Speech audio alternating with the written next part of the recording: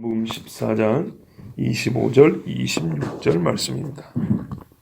내가 아직 너희와 함께 있어서 이 말을 너희에게 하였거니와 보혜사 곧 아버지께서 내 이름으로 보내실 성령 그가 너희에게 모든 것을 가르치고 내가 너희에게 말한 모든 것을 생각나게 하리라. 아멘. 내가 아직 너희와 함께 있어서 이 말을 너희에게 하였거니와. 번역이 좀 이해하기 어렵게 되어 있습니다. 함께 있으며 이렇게 하면 좀 이해가 쉽습니다. 자, 무슨 말이죠? 이 말이 이 앞에 있는 말들. 나를 사랑하면 내 계명을 지킬 것이고 내 계명을 지키는 자에게는 내가 그를 사랑하고 그에게 나타내고 또 아버지와 함께 와서 그와 영원히 장막집에 거하리라. 이 말씀을 예수님이 지금 함께 있는 중에 지금 말을 했다는 거예요. 어떻게 보면 할 이야기 다 하신 겁니다. 그런데 또 보혜사가 오시면 지금 이 말한 것들을 지금까지 내가 말한 이 모든 것들을 생각나게 해주시고 가르쳐 주신다 그랬어요.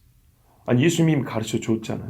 지금 그죠? 지금 딱 여기까지 엄청난 비밀을 말씀해 줬잖아요.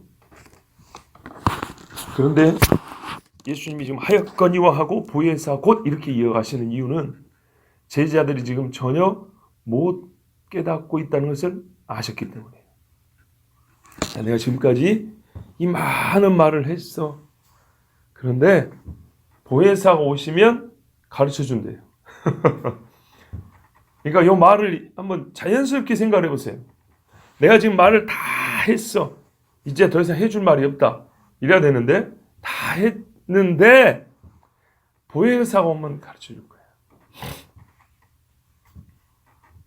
왜냐하면 이 제자들이 지금 못 깨달았으니까. 왜 못 깨달았을까요? 이런 경우죠. 제자들이 지금 관심을 집중하고 있는 이 한 가지는 뭐냐면 예수님이 떠나간다는 거예요. 정말 내 인생을 망쳐놔도 유분수지. 어떻게 보면 정말 이 화가 나는 일이 뭐냐면 여기까지 왔고 어디 간다고? 어디 간지 지금 잘 몰라요. 근데 분명한 가지는 지금 간다는 거예요. 간다는 건 내가 확실히 알겠다는 거예요. 제자들이 이 와중에 뭔 말이 들어오겠어요? 거기다가 진짜 어려운 이야기 했어요. 어제까지 우리가 들은 이야기. 주님이 뭐 세상에는 보이고 안 보이고 막 이런 이야기. 이런 이야기는 전에 해주시던 말씀하고 좀 달라요. 그러니까 제자들 입장에서는 예전 같으면 선생님 아까 하신 말씀이 무슨 뜻인지 다시 가르쳐 주소서 이래야 되거든요. 예전에 그렇지 않습니까? 천국비도 씨 뿌리는 비유 그 쉬운 이야기라도 선생님 이게 무슨 말인지 왜 비유로 말씀하시고 우리에게 안 풀어줍니까? 너희도 못 깨달았느냐? 이 씨는 하나님의 말씀이 이러면서 풀어줬죠. 그러면은 지금 이 이야기는 이 13장 14장 이야기는 제자들이 몇 번을 물어봐야 되고 예수님이 다른 때 같으면 풀어서 해주는 가르침이 또 이만큼 길어야 돼요. 근데 안 물어봅니다. 질문해도 자꾸 핵심에서 자꾸 빗나가는 이야기들을 질문합니다. 이유는요? 주님이 떠나간다는 것에 마음이 완전히 지금 사로잡혀 있어요. 심장 떨리는 이야기예요. 도대체 이 양반이 어디로 간다는 얘기예요. 우리는 이제 버려짐을 당하는 건가? 그래서 예수님 계속하자. 너희를 버려두지 않냐고. 내가 다시 온다 이 이야기를 계속하는 게 제자들의 심정을 지금 다 꿰뚫고 있기 때문에 이 자체가 약속이지만 이 약속을 지금 하는 이유는 뭐냐고? 제자들의 심정이 버려둠을 당하는 고아처럼 지금 마음이 그래요. 그러니까 이 말씀을 지금 일러는 둬요 미리. 왜? 이 말씀을 가지고 성령이 나중에 깨우쳐 주거든요. 예수님 해놓으신 말씀이 없으면 성령께서 이들을 깨우칠 때 이게 예수님 말씀인지 세상 말인지 귀신 말인지 알 수가 없어요. 우리도 마찬가지. 누가 예언한답시고 할 때 이게 성경의 내용 내지는 성경의 영적 원리와 부합해야 돼요. 이게 모양이 딱 일치해야 돼요. 그렇지 않으면 가짜입니다. 그래서 예수님이 지금 이 친구들이 못 알아듣던 말은 해준다고요. 그리고 이제 성령이 오시면 지금 하신 말씀을 풀어 가르쳐 줄 거다라고 우리 주님이 약속을 해주셨어요. 자, 우리가 여기서 일단 한 가지 교훈을 얻자면 제자들은요 선생님이 자기를 떠난다는 것에 지금 너무나 큰 두려움 내지는 슬픔을 가지고 있어요. 그게 너무 큰 나머지 이 귀한 가르침을 못 깨달을 정도로. 그런데 이 세대에는 주님이 혹시 나를 떠날지도 모른다는 두려움도 못 갖고 있어요. 다윗이 뭐라 그랬습니까? 주의 성령을 내게서 거두지 마시옵고. 바울도 뭐라 그랬어요? 내가 성령을 근심케 하지 말라. 예수님이 뭐라 했어요? 촛대를 옮기리라. 근데 이게 겁나지도 않아요. 이게 진짜 슬프고 무서운 일입니다. 적어도 제자들은 아주 깊은 말씀을 주는데 지금 현재 깨닫지는 못해요. 그러나 주님이 떠난다는 것에 지금 가슴을 칠 상황인데, 요즘에 그리스도의 제자들은 스스로 선생님 예수님을 떠나보내고도 이게 얼마나 끔찍한 일인지도 모르는 인간들도 들어있어요. 세상 좋아하는 일을 다 하면서 주의 성신이 근심하여 나로부터 떠나간다는 것에 대하여. 사울 왕이에요. 성령이 임해서 한때는 예언됐던 사람이에요. 그리고 기스의 아들도 예언자 중에 있느냐 그랬다고. 근데 나중에는요, 악령이 들어와도 전혀 슬퍼하잖아요. 이 지경이 되면 안 됩니다. 이 세상에 왜 제가 이 말씀드려요? 성경을 말세의 사람들이 귀신의 가르침을 따르라 이렇게 되어 있다고. 귀신의 영에 사로잡히는데도 이것은 아무렇지 않게 생각하고 별 문제가 없는 걸로 생각한다고요. 자, 보혜사, 곧 아버지께서 내 이름으로 보내실 성령, 보혜사에 대한 또 다른 설명입니다. 우리가 앞에서 보혜사라는 말 자체, 보혜사가 무슨 뜻이냐? 파라클레토스, 아드보카투스, 컴포터 해가지고 그 의미를 막 설명드렸어요. 그거는 보혜사란 이름 안에 들어있는 의미예요. 근데 우리 주님은 이 단어가 아니고 이 이름을 갖고 오시는 분이, 그분이 어디서 나오는지 무슨 일을 하는지를 직접 풀어 설명해 줬는데, 오늘 이 말씀이 보혜사에 대해서 성경에서 짧지만 가장 핵심적인 가르침이에요. 자, 이 제자들이 듣지 못하는 이 계기를 통해서 주님은 위로하시면서 성령께서 하시는 일에 대하여 더 깊은 가르침을 줍니다. 보혜사의 본 이름은 성령, 아버지께서 보내시는 영이고 내 이름 곧 예수님의 이름으로 보내십니다. 즉 예수 이름과 상관없이 성령은 역사 안 한다 그랬죠. 안 합니다. 예수로 말미암아 아버지가 보낸 영입니다. 뒤에 가면 예수 말하면 내가 아버지로부터 보낼 성령 이렇게 되어 있습니다. 그래서 성령은 아버지로부터 오고 아들로부터도 온다 이렇게 말합니다. 자, 일단 여기서 우리가 삼위일체적 신앙관을 분명히 확립해야 됩니다.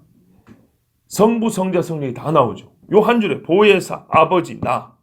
그렇죠? 예. 삼위일체적 구원관을 우리는 분명히 가지고 있어야 됩니다. 자, 예수님이 하신 일에 대한 증거가 성령이 하는 일이라고 우리가 앞에서 잘 들었습니다. 그러나 보혜사는 사람을 영화롭게 하지 아니하고 누구를 영화롭게 해요? 예수님을 영화롭게 하고 예수를 믿게 하고 예수님의 것을 증거하게 한다 그랬습니다. 자, 보혜사라는 말은 이 일을 행하는 방식을 보여주는데, 우리가 이제 그 말뜻에서부터 뭐라고 그랬습니까? 지키기 위하여 부름받아 온 자 이렇게 했어요. 누구를 도우라고 불러서 옆에 있게 한 자 그랬다. 그러니까는 부른 자도 필요하죠. 자, 내가 도움을 받아야 돼요. 성령은 나를 도와줘요. 근데 성령을 불러요. 누가? 불러서 얘 옆에 있어서 도와달라고. 요 이름이 보혜사라고 그랬어요. 보혜사는 누구를 도우라고 불러서 옆에 있게 한 자라고 했어요. 그러니까 여기는 반드시 3자가 있어야 되죠. 도움받는다, 도와주는 성, 그리고 도우라고 부르시는 이.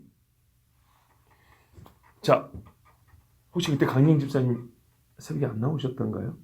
아, 그러셨구나. 너무나 열심히 듣는 것 같아서. 아, 그렇구나.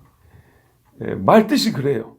보혜사는 뜻이 파라, 아드, 이게 이제 헬라어 라틴어 뜻이 옆에 있게 한다. 또 쿰, 옆에 함께 한다. 그리고 보카레, 보케레, 부르다는 뜻이에요. 우리가 보컬 그런다 그랬잖아요. 부른다고. 이리 와라. 옆에 있어라. 그 다음에 영어로는 comforter 그랬는데 이게 cum fortis 연결 이렇게 뭡니까 합성어인데 fortis는 우리 forte 그러잖아요. 강하게 그러잖아요. 그 음악할 때 forte 강하게. 그래서 함께 있어 강하게 하는 자 그런 뜻이 있어요. 그래서 이 보혜사는 옆에 있어서 우리의 연약함을 도우시나니 로마서 말씀대로. 그죠? 그리고 제자들이 완전 강하게 세상에 나서 외쳤죠. 신자들의 믿음을 강하게 불이 일어나게 가지고 외치게 하는 자. 이런 뜻이었어요. 그냥 따둑거리만 준 게 아니라 구분어리를 펴게 하는 영이 보혜사다 이렇게 말씀했어요. 요새와 같이 강하게 이렇게 하시는 분이 보혜사다 그랬어요. 그래서 제자들 보면 미안하지만 빌빌하는 사람이 한 명도 없어요. 예수 이름 이야기할 때 세상에 불을 뿜어요. 제자들이. 그렇죠? 요렇게 하시는 분이 성령이다. 낙심한 자도 일으키고 병든 자도 일으키고 절망한 자도 소망 있게 하고 이게 성령이 하시는 일이라고 그랬어요. 근데 어떻게 해요? 그냥 무슨 막 영적 기운만 느껴지면 되나? 아니요. 예수님을 알게 해가지고 예수님을 깨닫게 해가지고 자, 주님은 제자들을 지금 어떻게 준비하고 있냐면 나 없을 때도 여전히 제자이게 하시려고 준비 중인데 이 준비에 다른 준비는 없어요. 오직 성령밖에 없다 그랬어요. 성령. 육체로 함께하지 않아도 그리스도로 남아 있을 수 있고 그리스도의 제자로 사역할 수 있고 그리스도의 증인으로 살아갈 수 있는 준비는 오직 성령을 보내주신 일밖에 없어요. 그래서 이 말씀에는 우리가 지금 크게 두 가지 어떤 상황 안에서 이 말씀을 보는데 하나는 뭐냐면 예수님이 떠나는 상황에서 제자들을 어떻게 계속 그리스도인 되게 하며 그리스도인으로 살게 할 것이냐는 성령이 계셔야 된다는 거고 두 번째는 예수님이 하신 사역을 마무리하는 데 있어서 그렇죠. 이 사람들을 통해서 이 세상을 구원하는 이 사역을 완성시키는 데 있어서 하나님이 없이는 불가능하죠. 그래서 영으로서 하나님이 임하여 일을 하게 하신다는 이 두 가지를 지금 제자들에게 집중적으로 가르쳐주고 있어요. 자, 성령이 오셔서 무슨 일을 합니까? 그리스도인을 더욱 강하게 하고 그리스도의 증인되게 한다 했는데 구체적으로 일을 어떻게 하냐? 첫 번째는 너희에게 모든 것을 가르치고 그랬어요. 모든 것을 가르칩니다. 예수님의 제자로 살아가는데 모든 것은 성령으로부터 나옵니다. 사람들은 요즘에 새로운 신학을 만들려고 신학 사상을 만드는데 정신이 없어요. 그것들은 다 쓸데없는 겁니다. 가르친다는 말은 이미 교과서가 있다는 얘기입니다. 여기 있어요. 이미 주어진 계시가 있다는 얘기입니다. 그래서 하나님께서 이미 주어진 말씀을 풀어 가르치는 겁니다. 예수님이 우리를 준비시키는 이 일에 있어서 중요하게 여기시는 요소가 하나 뭐냐면 이 가르친다는 말을 바꿔 말하면요. 배움입니다. 배움. 제자들이 더 배워야 한다는 뜻입니다. 참 놀랍지 않습니까? 요즘에 우리가 일반 대학교를 하고 저 같은 경우도 일반 대학교를 하고 신학대학원을 했죠. 신대원 3년입니다.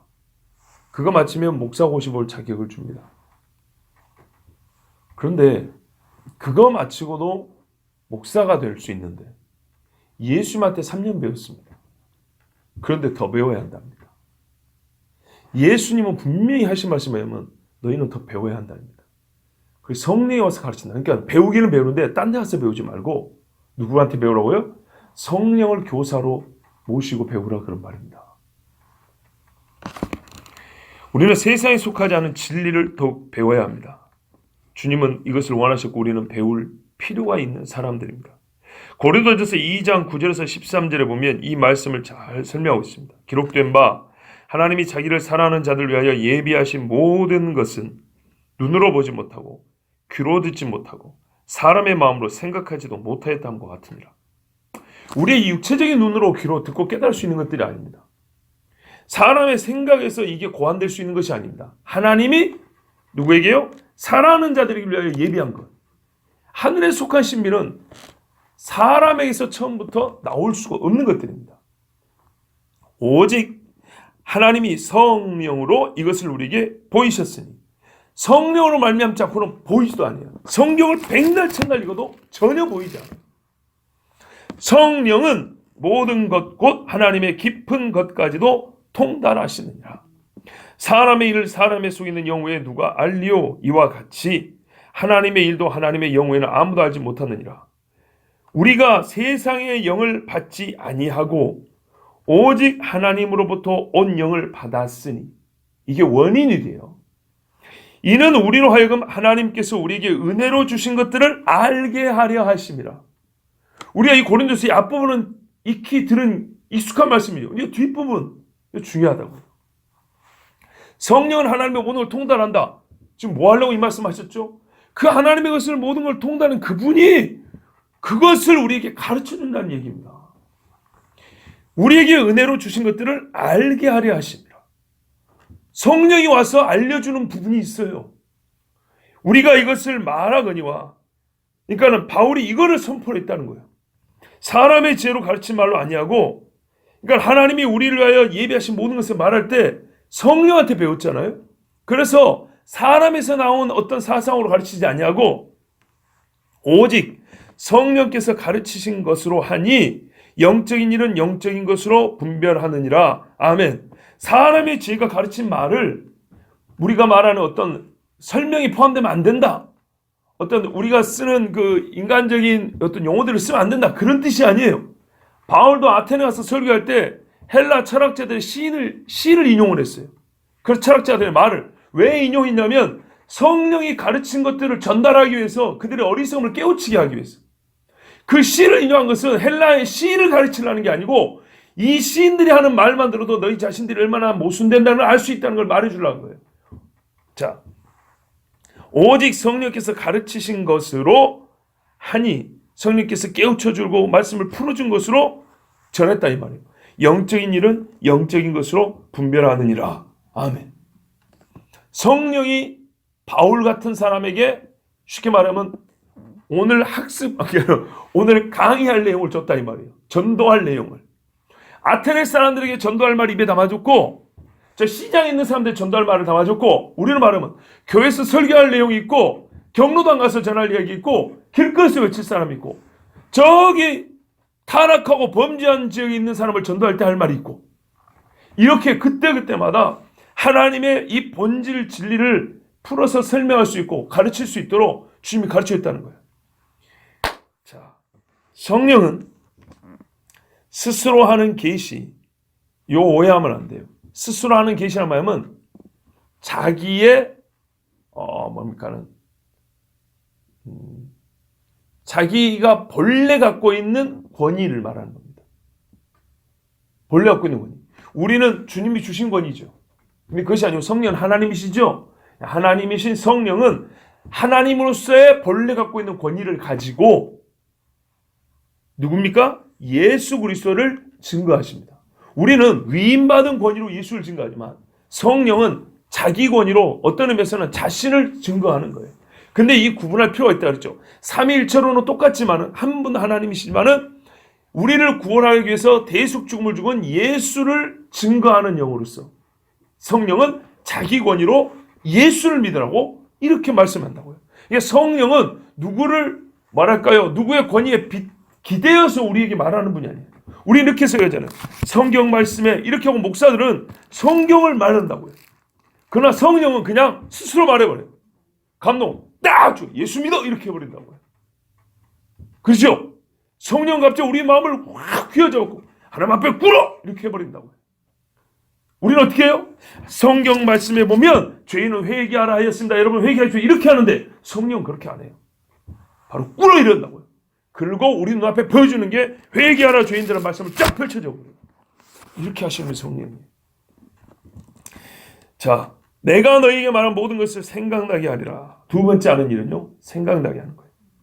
사람은 들은 것을 잊습니다. 기억하고 싶지 않아서 잊는 것도 있고, 그래서 잊으려고 애를 쓰면서 막 약도 먹고 술도 마시고 다른 데 신경 쓰라고 놀아버리고 막 그러잖아요. 인간의 연약함으로 자연스럽게 잊어지기도 합니다. 이 자연스럽게 잊어지는 것들은 뭐 어쩔 수 없지. 그런데 좀 빨리 잊어지는 것들은 깨닫지 못했거나 별로 필요성이 좀 별로 없다, 불필요하다 이런 것들은 금방금방 잊어버립니다. 그렇죠? 네. 그런데 하나님 말씀을 들으면 우리가 그렇게 생각만큼 오래 기억을 못해요. 저도 그렇고 여러분도 그렇고. 언제 그걸 확신하냐면 당시에 엄청 은혜를 받았거든요. 그 당시에 은혜를 못 받은 것도 아니에요. 엄청 은혜를 받았는데 일주일 지나니까 그게 어디였더라 이런다고요. 이게 인간이에요. 그렇죠?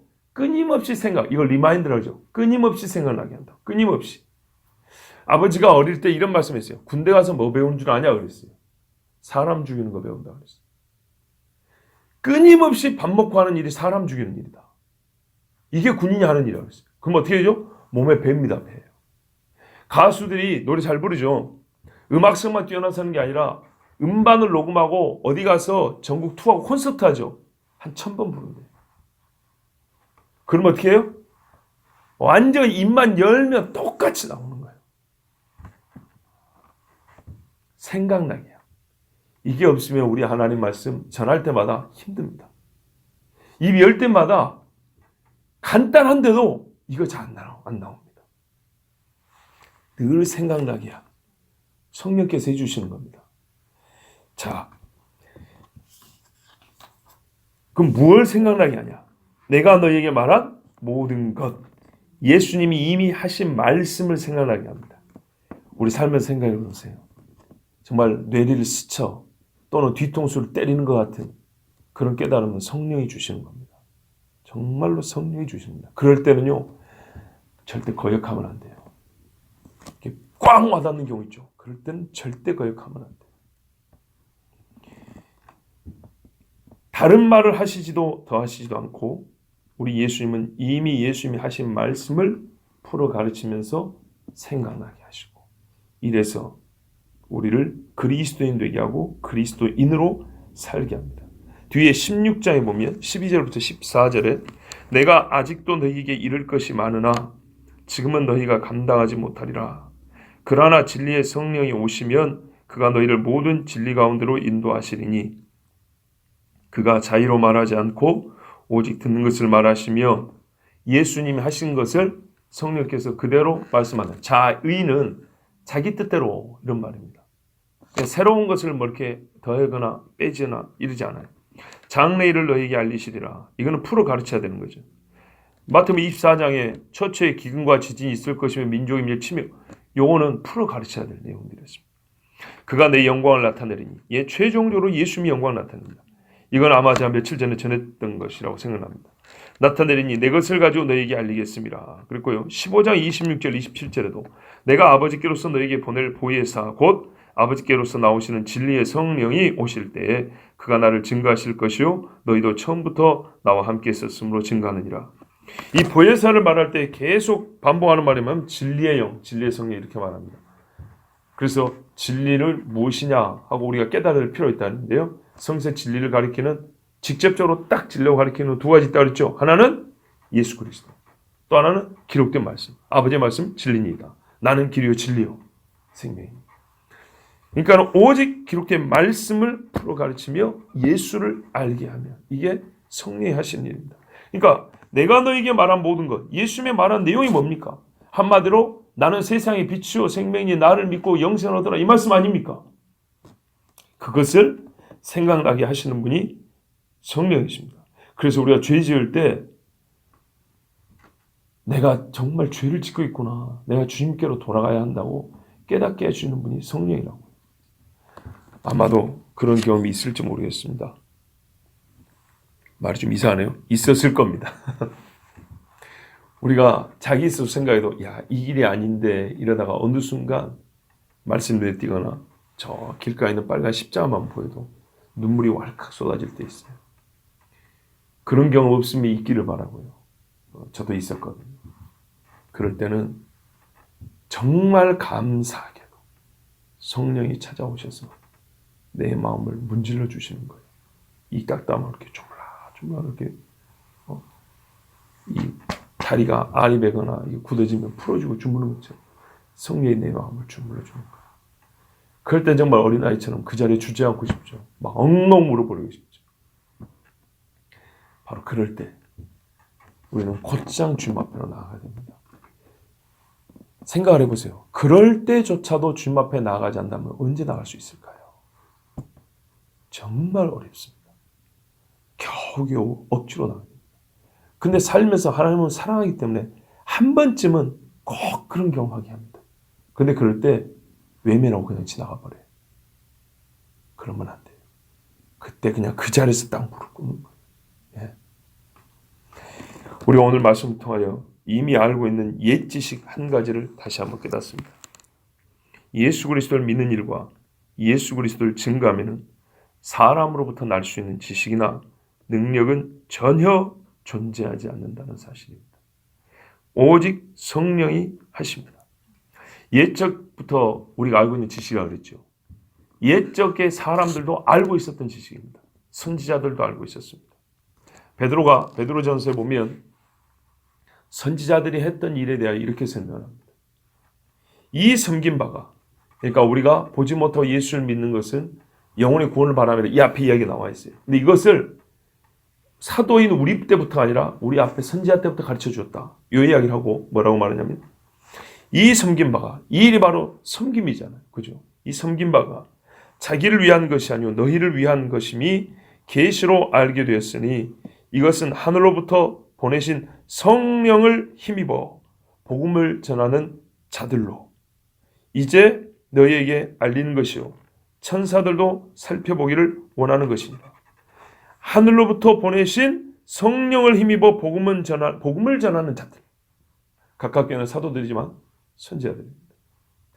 옛적부터 그리스도 예수를 예표하고 보여주고 증거했던 모든 사람들은 하늘로부터 보낸받은 성령을 힘입어 했던 겁니다.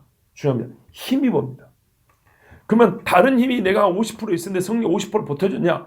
그렇게 하면 안 된다니까요. 구원이 나는 아무것도 없는 영이고 100% 주님이 하신 것처럼 이 계시를 깨닫게 하고 증거하게 하는 능력도 나는 영이요 성령이 100을 가지고 계신 겁니다. 창조는 피조물은 영이요 창조주가 100인 것처럼 똑같습니다. 이 원칙은 항상 법칙입니다. 법칙. 놈은 떨어지고 법칙입니다. 법칙. 창조 피조물이 한 건 영이요 창조주가 100을 하셨고 계시를 깨닫게 하는 건 피조물은 자기 힘으로 절대 할 수가 없고 하나님의 영이 100%고 구속의 사역도 사람이 자기 공로로 구하는 영이고 하나도 없고 오직 예수 그리스도의 구속이 필요. 그렇게 우리가 구원을 받습니다. 성령이 하지 않으시는 일로서 그리스도와 상관되는 일 없습니다. 그렇다면 우리가 구할 기도가 뭘까요? 그러면 이게 이제 주님이 약속이 있다고 해서 가만히 있습니까? 아니죠. 예수님 말씀에 제자들에게 이미 약속해 놓고도 너희가 몇 날이 못 되어 바로 이 성령을 받으리니 그랬어요. 너희는 뭐 하라고요? 예루살렘을 떠나지 말고 머물러 기다리라. 그때 제자들은 뭐 있습니까? 기도. 성경에 보면은 내가 줄 것이나 그래도 너희가 내게 구하여야 할지니 그랬어요. 그것은 우리에게 단순히 겸손만 요구하는 게 아니라 그랬어요. 구하다 보면요 우리의 뜻이 잘못됐든지 하나님의 뜻으로 바뀌어요. 얻을 때 감사도 더해요. 찬송도 나오고요. 기도하고 얻은 거하고 기도하지 않고 얻은 거하고는 엄청난 차이가 있어요. 제가 기도 제목들 가지고 기도하는데 어떤 기도 제목은 정말 기도 제목이 은혜가 되는 경우가 있고 하여튼 뭐 여러 가지 느낌이 있습니다. 근데 한 가지 최근에 든 생각이 하나 있었어요. 기도 제목이 상당히 커요. 근데 이 기도 제목을 낸 사람은 우리 좀 어린 축입니다. 나이가 좀 어린 축인데 큰 기도 제목을 냈는데 신앙생활이 아주 약해요. 잘 들어보세요. 아주 약해요. 그때 제가 이런 생각이 들었어요. 자, 만약에 이 친구가 이 큰 기도 제목이 성취되었을 때 기도로 인하여서 성취됐다는 것을 깨닫기나 할까? 이게 문제입니다. 우리가 어떤 경우는 하나님 도와주세요 하고 또 누구에게 기도 부탁하잖아요. 그런데 자기 본인은 잊고 살아버려요. 부탁만 하고 자기는 그 기도를 안 해요. 그런 경우는 어떻게 되냐? 그 일이 성취됐는지 안 됐는지 아예 관심을 안 가져요. 그리고 나중에 언젠가 성취됐다는 것을 눈으로 봐요. 봐도 내가 언젠가 이거 기도 부탁이 있었지 또는 이게 기도응답이구나라는 것을 못 깨달아요. 그러니까 기도와 무관한 일로 그냥 지나가 버려요. 이게 염려되는 한 가지 있어요. 정말 염려되는 거. 기도 제목을 내고 또 본인이 기도를 해야 되고요. 기도 제목을 누군가 이렇게 같이 기도해 주면 기도응답 받을 때 이게 하나님께서 기도응답으로 주신 거구나, 이래야 영광이 되는데 전혀 하나님의 이름과 영광과 상관없이 일만 이루어지고 끝나버리는 경우가 있다고요. 일만. 이것이야말로 미안하지만 목회자 입장에서는 원하지 않는 거예요. 목회자들은 우리 서로 마찬가지지만 영혼을 위하여 있는 거예요. 서로 영혼을. 근데 그 영혼은 이 일을 누가 했는지 관심 없이 지나가 버려요. 그 일이 이루어지더라도. 그러면 이건 나는 하나님 주신 감동이라고 믿어요. 그래서 어떻게 기도하냐. 여기 이제 한 가지 더 해줘야죠. 하나님이 이 일이 일어났을 때 이 사람은 이 일이 내가 기도했기 때문에 하나님이 들어주신 것을 깨달을 수 있어야 합니다. 누군가 기도했음으로 말미암아 성취되는 것임을, 즉 기도와 응답이라는 이 관계를 인지할 수 있어야 됩니다. 어떤 경우는 일어나도 이것을 기도와 관계를 시키지 못하니까 전혀 하나님의 능력도 모르고 하나님의 영광도 모르고 하나님께 감사할 줄도 모르고, 이것은 정말 슬픈 일입니다. 우리가 그러면 뭐 해야 된다고요? 기도해야 된다고요. 기도하고 기도 응답을 하나님 해주나 안 해주나 이런 못된 마음이 아니라 항상 주의 손을 이렇게 관심을 가지고 보고 있어야 돼요. 그래야 어느 때라도 주님이 딱 행해 주실 때 바로 그 즉시로 찬송이 나오고 하나님이 하셨습니다가 나오는 겁니다.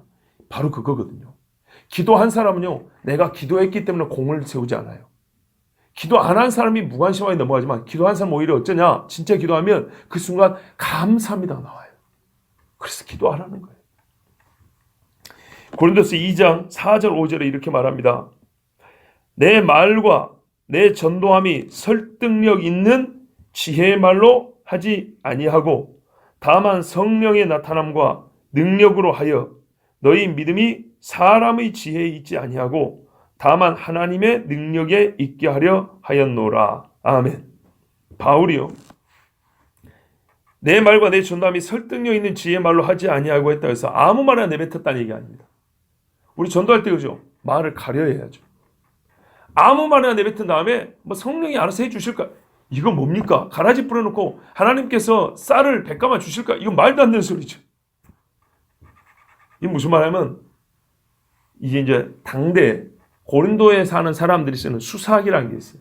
요즘 말로 하면 유머 막 갖다 대고 사람들이 좋아하는 그 음악 갖다 풀어내고 요즘 이 시대 사람들이 좋아하는 유행 따라 말에도 유행이 있죠.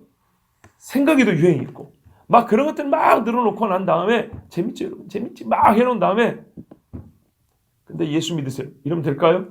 아무 상관없죠. 그 앞에 거 뒤에는 기름과 물처럼 안 섞입니다. 그렇게 하지 않았어요.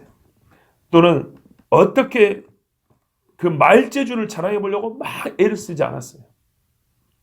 그러지 아니하고 성령의 나타남과 능력으로 말을 하긴 했는데 전도를 하긴 했는데 어떻게 했다고요? 성령의 능력과 나타남이 성령의 나타남과 능력으로 이 말이 전해지고 들려지게 해서 최종적으로 사람이 어떻게 해요? 믿음에 이르는데 이게 하나님의 능력에 있게 하려 합니다. 봐보세요. 성령을 구해서 전도를 했죠. 그러면 이 사람이 돌아오죠. 그러면 나는 뭐라고 한다고요? 저 사람은 하나님의 능력으로 구원받았다 이런다고요. 근데 그러지 않고 자기 말재주를 하면 내가 말 잘해서 저 사람이 왔다 이렇게 돼버린다고요. 그래서 우리가 이걸 구하는 거예요.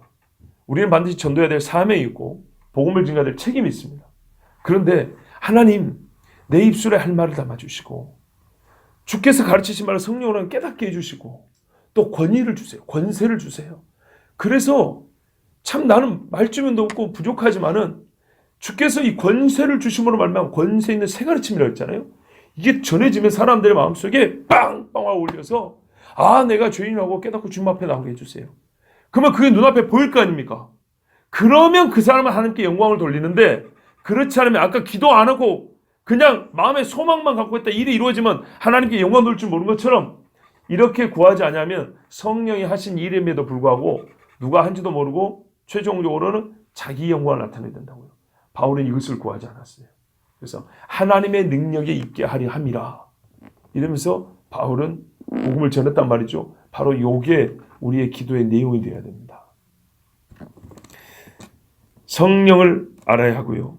말씀대로 성령을 통하여 주께서 이르신 말씀을 배우고 기억하고, 또 말씀대로 성령의 나타남과 능력으로 전도하고, 그래서 우리 믿음도, 또한 우리 입술을 통해서 듣고 예수 믿게 된 그 사람들의 믿음도 다 하나님의 능력 안에 있기를 구해야 합니다.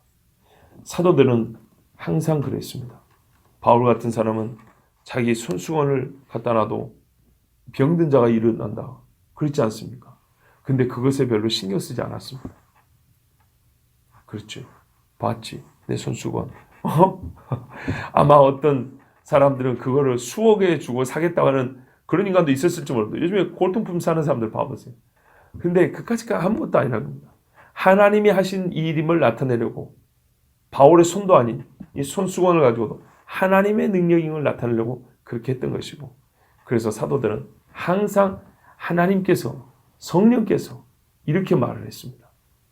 자, 여러분, 우리가 이제 신앙생활을 한 해 한 해 뭡니까? 좀 더 깊어져 가는 거죠. 깊어져 가는 신앙생활에는 생각에서부터 언어, 그리고 행실에 이르기까지 분명히 성숙함이 있습니다. 있어야 하고요. 그런데 그 일이 가능하게 되는 것은 주께서 보내신 성령으로 말미암는다는 것 꼭 인정하셔야 됩니다.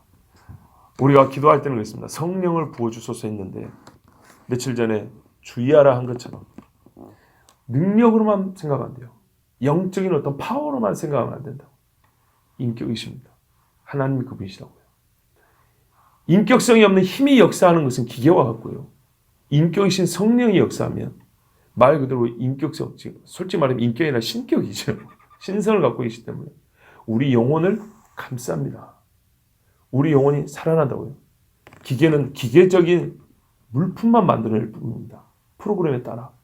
그러나 인격이신 성령은 우리 한 사람 한 사람과 교제하시면서 우리를 성장시켜야 합니다. 기계는 성장시키지 않아요.